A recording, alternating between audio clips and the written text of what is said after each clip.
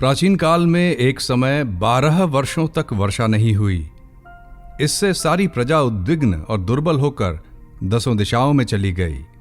उस समय हिमालय और विंध्य पर्वत के बीच का प्रदेश रिक्त हो गया।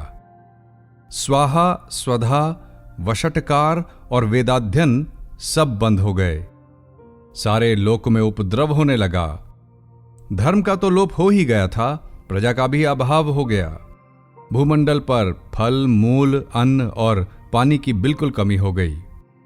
उन दिनों अनेक प्रकार के वृक्षों से आच्छादित नर्मदा नदी के रमणीय तट पर महर्षि भृगु का आश्रम था।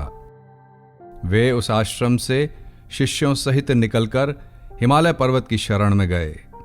वहां कैलाश गिरी के पश्चिम में मणिकूट नाम का पर्वत है।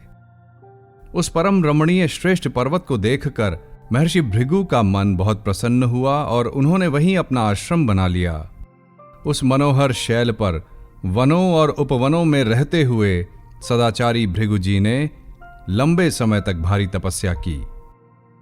इस प्रकार जब महर्षि भृगु वहां अपने आश्रम पर निवास करते थे, एक समय विद्याधर नामक युवक और उसकी पत्नी उनसे भेंट करने आए।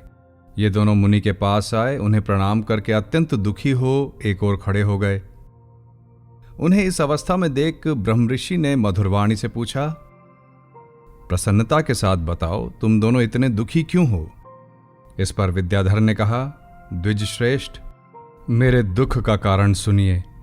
मैं पुण्य का फल पाकर देवलोक गया। वहां देवता का शरीर, दिव्य नारी का सुख और दिव्य भोगों का अनुभव प्राप्त करके भी मेरा मुंह बाघ का सा हो गया। न जाने ये किस दुष्कर्म का फल उपस्थित हुआ है। यही सोचकर मेरे मन को कभी शांति नहीं मिलती। विप्रवर, एक और भी कारण है जिससे मेरा मन व्याकुल हो रहा है। ये मेरी कल्याणमयी पत्नी बड़ी मधुर भाषिणी और सुंदरी है।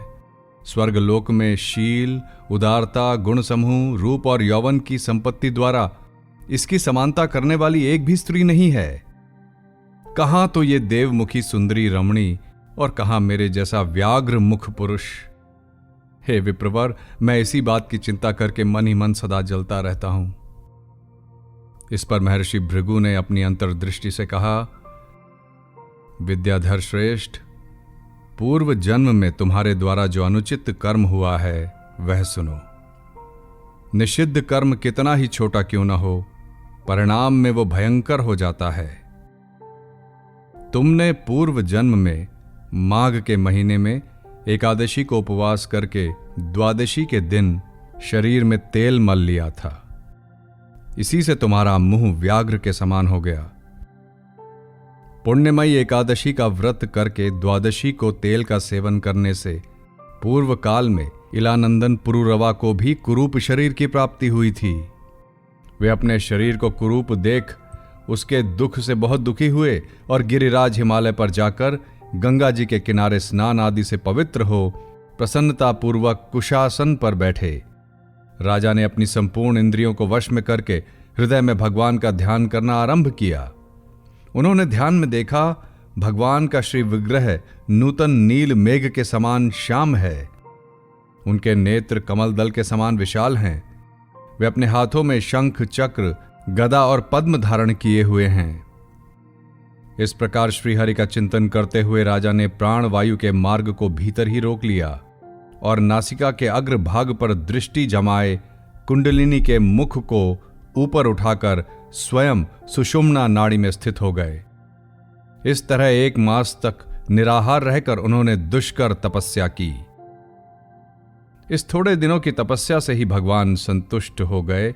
उन्होंने राजा के 7 जन्मों की आराधना का स्मरण करके उन्हें स्वयं प्रकट हो प्रत्यक्ष दर्शन दिया। उस दिन माघ शुक्ल पक्ष की द्वादशी तिथि थी। सूर्य मकर राशि पर स्थित थे। भगवान वासुदेव ने बड़ी प्रसन्नता के साथ चक्रवर्ती नरेश पुरुरवा पर शंख का जल छोड़ा और उन्हें अत्यंत सुंदर एवं कमनीय रूप प्रदान किया। वह रूप इतना मनोहर था जिससे देवलोक की नायिका उर्वशी भी आकृष्ट हो गई और उसने पुरुरवा को पति रूप में प्राप्त करने की अभिलाषा की। इस प्रकार राजा पुरुरवा भगवान से वरदान पाकर कृतकृत्य हो अपने नगर में लौट आए। विद्याधर, कर्म की गति ऐसी ही है। इसे जानकर भी तुम क्यों खिन्न होते हो? यदि तुम अपने मुख की कुरूपता दूर करना चाहते हो तो मेरे कहने से शीघ्र ही मणिकूट नदी के जल से माघ स्नान करो। वह प्राचीन पापों का नाश करने वाला है। तुम्हारे भाग्य से माघ बिल्कुल निकट है। आज से 5 दिन के पश्चात ही माघ मास आरंभ हो जाएगा। तुम पौष के शुक्ल पक्ष की एकादशी से ही नीचे वेदी पर सोया करो और 1 महीने तक निराहार रहकर तीनों समय स्नान करो। भोगों को त्याग कर जितेंद्रिय भाव से तीनों काल भगवान विष्णु की पूजा करते रहो। विद्याधर श्रेष्ठ, जिस दिन माघ शुक्ला एकादशी आएगी उस दिन तक तुम्हारे सारे पाप जलकर भस्म हो जाएंगे। फिर द्वादशी के पवित्र दिन मैं मंत्रपूत कल्याणमय जल से अभिषेक करके तुम्हारा मुख कामदेव के समान सुंदर कर दूंगा। विद्याधर, माघ के स्नान से विपत्ति का नाश होता है और माघ के स्नान से पाप नष्ट हो जाते हैं। माघ सब व्रतों से बढ़कर है तथा ये सब प्रकार के दानों का फल प्रदान करने वाला है। पुष्कर, कुरुक्षेत्र, ब्रह्मावर्त, काशी, प्रयाग तथा गंगा सागर संगम में 10 वर्षों तक शौच संतोष आदि नियमों का पालन करने से जो फल होता है वह माघ के महीने में 3 दिनों तक प्रातः स्नान करने से ही मिल जाता है। जिनके मन में दीर्घकाल तक स्वर्गलोक के भोग भोगने की अभिलाषा हो उन्हें सूर्य के मकर राशि पर रहते समय जहां कहीं भी जल मिले प्रातःकाल स्नान करना चाहिए। आयु, आरोग्य, रूप, सौभाग्य एवं उत्तम गुणों में जिनकी रुचि हो उन्हें सूर्य के मकर राशि पर रहने तक प्रातःकाल अवश्य स्नान करना चाहिए। जो नरक के भोगों से डरते हैं और दरिद्रता के महासागर से जिन्हें त्रास होता है उन्हें सर्वथा प्रयत्न पूर्वक माघ मास में प्रातःकाल स्नान करना चाहिए। अन्य कर्मों को यदि अश्रद्धा पूर्वक किया जाए तो वे बहुत थोड़ा फल देते हैं, किंतु माघ स्नान यदि श्रद्धा के बिना भी विधि पूर्वक किया जाए तो वो पूरा पूरा फल देता है।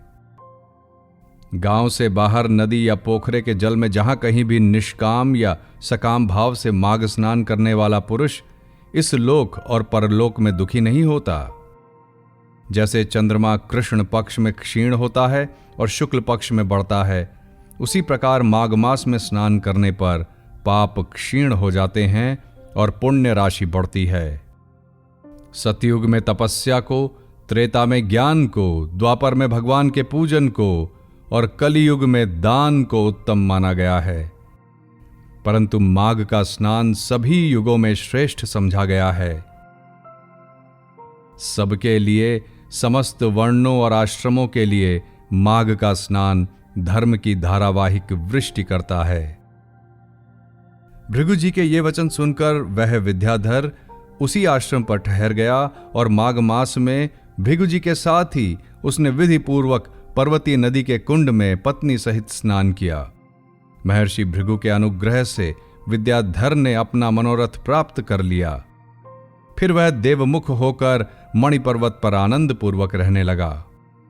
भृगु जी उस पर कृपा करके बहुत प्रसन्न हुए और पुनः विंध्य पर्वत पर अपने आश्रम में चले गए।